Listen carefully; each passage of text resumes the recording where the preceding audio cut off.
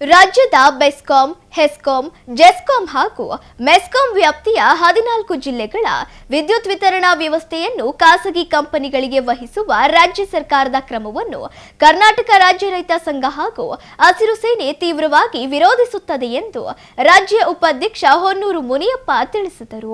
ಸುದ್ದಿಗೋಷ್ಠಿಯಲ್ಲಿ ಮಾತನಾಡಿದ ಅವರು, ಸಾವಿರಾರು ಕೋಟಿ ಮೌಲ್ಯದ ವಿದ್ಯುತ್ ವಿತರಣಾ ಜಾಲ, ಉಪಕೇಂದ್ರಗಳು, ಯಂತ್ರೋಪಕರಣಗಳು ಹಾಗೂ ಸಾರ್ವಜನಿಕ ಸೌಕರ್ಯಗಳು ಸರ್ಕಾರದ ಸ್ವಾಮ್ಯದಲ್ಲಿದ್ದು ಪ್ರಸ್ತುತ ನೌಕರರು ಸಮರ್ಪಕವಾಗಿ ವಿದ್ಯುತ್ ಸರಬರಾಜು ಮಾಡುತ್ತಿದ್ದಾರೆ.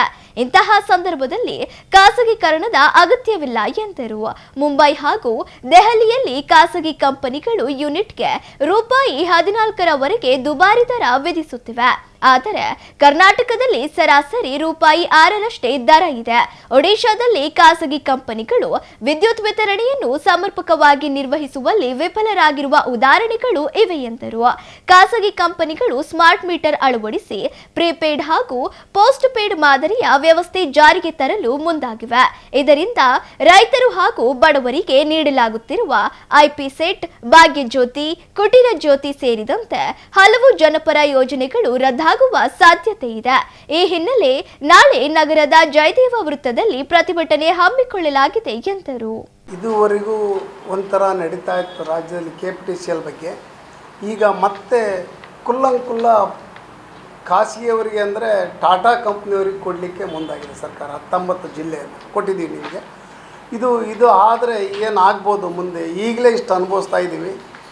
ಪೂರಾ ಕಂಪ್ಲೀಟು ಖಾಸಗಿಯವರಿಗೆ ಹೋದರೆ ಏನಾಗ್ಬೋದು ಅನ್ನೋದು ನಮಗೆ ಭಯ ಶುರುವಾಗಿದೆ. ಇದನ್ನು ಕೂಡಲೇ ನಿಲ್ಲಿಸಬೇಕು. ಈಗ ಇದೆಯಲ್ಲ, ಇದನ್ನಾದರೂ ಯಥಾ ಪ್ರಕಾರ ಕಾಪಾಡಬೇಕು ಅನ್ನೋದು ನಮ್ಮ ಒತ್ತಾಯ. ಆಮೇಲೆ ರೈತರಿಗೆ ಇದುವರೆಗೂ ಮಳೆಯಿಂದ ಹಾಳಾಗಿರೋದಕ್ಕೆ ಪರಿಹಾರ ಯಾವ ಜಿಲ್ಲೆಯಲ್ಲೂ ಕೊಡ್ತಾ ಇಲ್ಲ. ಭತ್ತದ ರೇಟು ಸ್ವಲ್ಪ ರೈತರಿಗೆ ನಿಲ್ಕೊಟ್ಟಿದೆ ಅಂತೇಳಿ ಇದುವರೆಗೂ ಖರೀದಿ ಕೇಂದ್ರ ತರಲಿಕ್ಕೆ ಸರ್ಕಾರಗಳು ಮುಂದಾಗಿಲ್ಲ. ಜಿಲ್ಲಾ ಕೇಂದ್ರ ಆಡಳಿತನೂ ಮುಂದಾಗಿಲ್ಲ.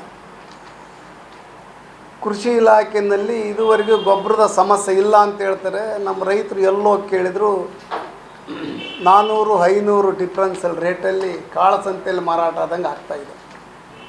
ಸರಿಯಾದ ರೀತಿ ಬೀಜ ಸಿಗ್ತಾ ಇಲ್ಲ. ಆಮೇಲೆ ಅದರ ನಡುವೆ ಈ ಮಳೆ ಹೋದಾಗಿಂದ ರೈತರಿಗೆ ತೋಟಗಳಿಗೆ ನೀರು ಹಾಯಿಸ್ಲಿಕ್ಕೆ ಚಾನಲಲ್ಲಿ ಪಂಪ್ ಎತ್ತೋರಿಗೆ ಕೂಡ ಡಿಸ್ಟರ್ಬ್ ಮಾಡ್ತಾಯಿದ್ದಾರೆ. ಈಗ ಚಾನಲ್ ನೀರು ಬಂದಾಗಿದೆ. ಇನ್ನು ಸದ್ಯ ಮಳೆ ಬಂದಿದೆ. ಅದ್ರ ಬಗ್ಗೆ ರೈತರಿಗೆ ಸಮಸ್ಯೆ ಇಲ್ಲ. ಯಾಕೆ ಅಂತೇಳಿದರೆ ಟ್ಯಾಂಕಲ್ಲಿ ತುಂಬಿದ ತೋಟಕ್ಕೆ ಹಾಸೋರಿಗೂ ಕೂಡ ಇಲಾಖೆಯವರು ತೊಂದರೆ ಮಾಡಿದರು. ಮೊನ್ನೆ ತೋಟಗಳಿಗೆ ನೀರು ತಗೊಂಡು ಹೋಗ್ಲಿಕ್ಕೆ ಬೋರ್ವೆಲ್ ಫೇಲ್ ಆಗಿದ್ದಾವೆ ಅಂತ.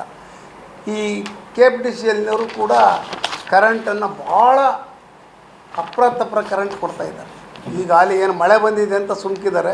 ಅದು ಸರಿಯಾಗದೇ ಇವ್ರು ಬರೀ ಖಾಸಗಿಯರಿಗೆ ಕೊಡ್ತೀವಿ, ಅವ್ರಿಗೆ ಕೊಡ್ತೀವಿ ಅಂತ ಹೇಳ್ತಾರೆ ಹೊರತು ಅದು ಸುಧಾರಣೆ ಮಟ್ಟದ ಥರ ವ್ಯವಸ್ಥೆಗೆ ಹೋಗ್ತಾಯಿದೆ.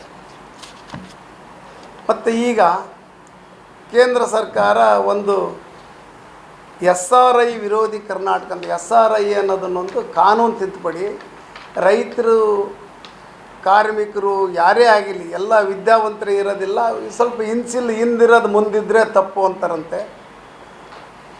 ಆ ತಿದ್ದುಪಡಿ ಮಾಡಲಿಕ್ಕೆ ಮನೆತನದಲ್ಲಿರ್ತಕ್ಕಂಥ ಅಪ್ಪ ಅಮ್ಮ ಯಾರಿದ್ರು, ಅಜ್ಜ ಯಾರಿದ್ರು, ಅವ್ರ ವಯಸ್ಸು ಏನಿತ್ತು, ಹುಟ್ಟಿದ ತಾರೀಕು ಇದಕ್ಕೂ ಅದಕ್ಕೂ ವ್ಯತ್ಯಾಸ ಇದೆ ಅಂದರೂ ಕೂಡ ಅದಕ್ಕೆ ಕೋರ್ಟ್ ಥರನೇ ಮಾಡಿಬಿಟ್ಟು ಅವ್ರನ್ನ 1 ತಿಂಗಳ ಅವಧಿನಲ್ಲಿ ಎಷ್ಟು ಮಾಡಲಿಕ್ಕೆ ಸಾಧ್ಯ ಅದನ್ನು ಕೂಡ ಟೈಮ್ ಕೊಡಬೇಕು.